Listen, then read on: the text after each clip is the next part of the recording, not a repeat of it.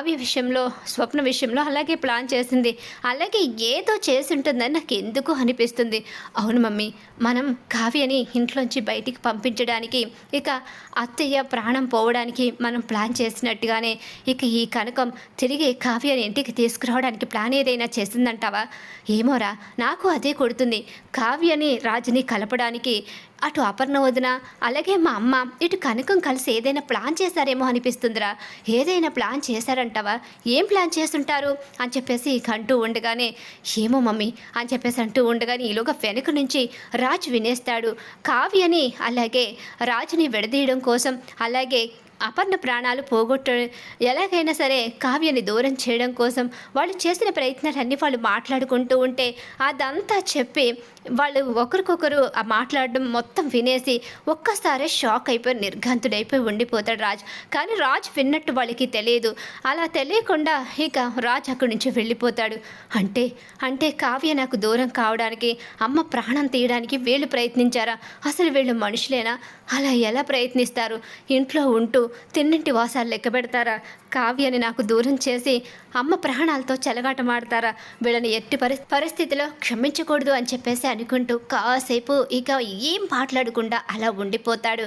ఇక అలా ఉండిపోయి పెళ్లి రోజుని అంగరంగ వైభవంగా అయితే జరిపిస్తాడు. పెళ్లి రోజు పూర్తయిన తర్వాత కనకం క్యాన్సర్ కాదని బయటపడిపోతుంది. కనకం అలాగే ఇక ఇంద్రాణి మాట్లాడుకున్న మాటల్ని రాజు వినేస్తాడు. క్యాన్సర్ కాకపోయినా క్యాన్సర్ అని నటిస్తున్నాను. అల్లుడి గారికి ఏమో అనుమానం వస్తుంది. ఆ డాక్టర్ ఈ డాక్టర్ అని అల్లుడి గారు అంటున్నారు. ఒకవేళ అల్లుడి గారికి నిజం తెలిస్తే మళ్ళీ అపార్థం చేసుకుంటారేమో. ఏదో కూతురు కాపురం నిలబెట్టడం కోసం నటించానే తప్ప అంతకు మించి వేరే ఉద్దేశం ఏమీ లేదమ్మగారు. నీ మీద అపార్థం చేసుకోకుండా నేను చూసుకుంటాను. వాడికి ఏదో రకంగా నేను నచ్చజెప్తాను. ఇక కావ్య వాడు కలిస్తే చాలు, అంతకుమించి ఏమీ అవసరం లేదు. నువ్వేమీ కంగారు పడుకో కనకమని చెప్పేసి ఇంద్రాణి అంటూ ఉంటుంది. ఈ మాటలన్నీ విన్న తర్వాత ఇక పెళ్లి రోజు పూర్తయిపోతుంది. ఆ వేడుక అంతా అయిపోతుంది. అందరూ వెళ్ళిపోతున్నారు. సరే ఇక వెళదామా అని చెప్పి అందరూ బయలుదేరడానికి సిద్ధపడుతూ ఉంటారు. రా అని చెప్పేసి అంటూ ఉంటాడు. ఎవరిని రమ్మంటున్నావు రాజ్? అందరూ నీ వెనకాలే ఉన్నాం కదా. అందరూ నా వెనకాల ఉంటే నా వెనక ఉండవలసిన ఇంకొక వ్యక్తి అక్కడే ఆగిపోయింది.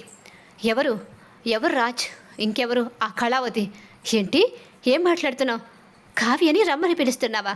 అవును, రమ్మని పిలుస్తున్నాను. రా ఇంటికి వెళదాం. ఏంటి, మీరు రమ్మని గారే నేను ఎలా వచ్చేస్తాను? నోరు మూసుకుని రమ్మని చెప్పాను. ఇంటికి వెళదాం పద. నీకు అక్కడుండి హక్కు ఉంది. నీకు ఇక నీ అత్తిల్లు ఉంది. నువ్వు పుట్టింట్లో ఉండవలసిన అవసరం లేదు. పుట్టింట్లో వాళ్లకు భారంగా ఉండి ఏదో కంపెనీలో వర్క్ చేస్తూ నా కంపెనీ పరువు తీస్తూ, అలాగే మన కుటుంబం పరువు తీసి నువ్వు బాధపడాల్సిన పని లేదు. నిన్ను వాడుకుంటూ అడ్డు పెట్టుకుని ఇక కుటుంబంలో వాళ్ళను విడదీసి మన కుటుంబాన్ని ఎలా ముక్కలు చేయాలని చూస్తున్నారో నాకు తెలుసు. నువ్వు సైలెంట్గా నా వెనక రా కళావతి. చెప్పాను కదా అని చెప్పి అంటూ ఉంటాడు. ప్రేమ లేని మనిషి వెంట ఎలా వస్తాను? ప్రేమ ఉందో లేదో అన్నీ ఇంటికి వచ్చిన తర్వాత చెప్తానని చెప్పాను కదా. ముందురా కళావతి అని చెప్పేసి అంటూ ఉంటాడు.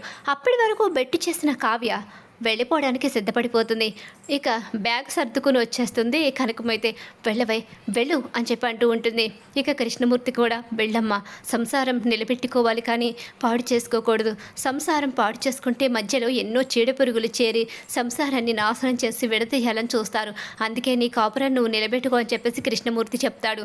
అలా కావ్య అయితే ఇక రాజు వెంట బయలుదేరిపోతుంది. రాజు కావ్యని తీసుకుని వెళుతూ ఉంటే అందరూ చాలా సంతోషపడుతూ ఉంటారు.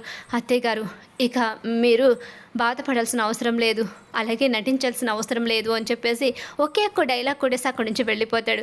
కనకానికి అర్థమైపోతుంది కనకం గురించి రాజ్కి తెలిసిపోయిందని చెప్పేసి. తెలిసిందని తెలియలేదని ఏం చెప్పకుండా అక్కడి నుంచి వెళ్ళిపోతాడు రాజ్. రుద్రానికి ఏం అర్థం కాదు. రాజ్, మన కంపెనీ పరువు తీసిన ఆడదాన్ని ఎలా తీసుకొస్తున్నావు? పదండి అత్తయ్య, ఇంటికి వెళతాం కదా, అక్కడ మాట్లాడుకుందాం అని చెప్పేసి ఇక కావ్యం తీసుకు ఇంటికి వెళ్ళిపోతాడు. రాజ్, ఏం చేస్తున్నావు? నీకు కొంచెమైనా అర్థమైందా? అసలు ఎందుకు ఇలా చేశావు? అసలు ఆ కావ్యాన్ని ఎందుకు తీసుకొస్తున్నావు? ఎందుకు తీసుకురాకూడదు అత్తయ్య? ఎందుకు కావ్యని తన పుట్టింట్లో వదిలేయాలి? తను నా భార్య, ఇక్కడే ఉంటుంది. అది కాదు రాజ్ అనేసరికి చెంప పగలగొట్టి అత్తయ్య అని కూడా నేను చూడను, బయటికి గెంటి పడేస్తాను. అసలు నీకెంత ధైర్యం? మా మమ్మీ ప్రాణాలు తీయడానికి ప్రయత్నించి కావ్యని నన్ను దూరం చేసి చోద్యం చూడాలి అనుకుంటున్నారా? ఇంకొకసారి ఇలాంటివి చేస్తే బయటికి గెంటి పడేస్తానని చెప్పి ఊహించని షాక్ ఇస్తాడు రాజ్. మరి రాబోయే కథలో ఖచ్చితంగా ఇలా అయితే జరగబోతుంది. ఇలా జరగాలని చెప్పి ఎవరైతే కోరుకుంటున్నారో వాళ్ళు మా వీడియోని తప్పకుండా లైక్ చేయండి. బ్రహ్మముడి సీరియల్ అప్కమింగ్ ఎపిసోడ్స్ టీవీలో కన్నా ముందుగా చూడాలి అనుకుంటే మా ఛానల్ ఇప్పుడే సబ్స్క్రైబ్ చేసుకుని పక్కనే ఉన్న గంట సింబల్ ఆల్ మీద క్లిక్ చేయండి.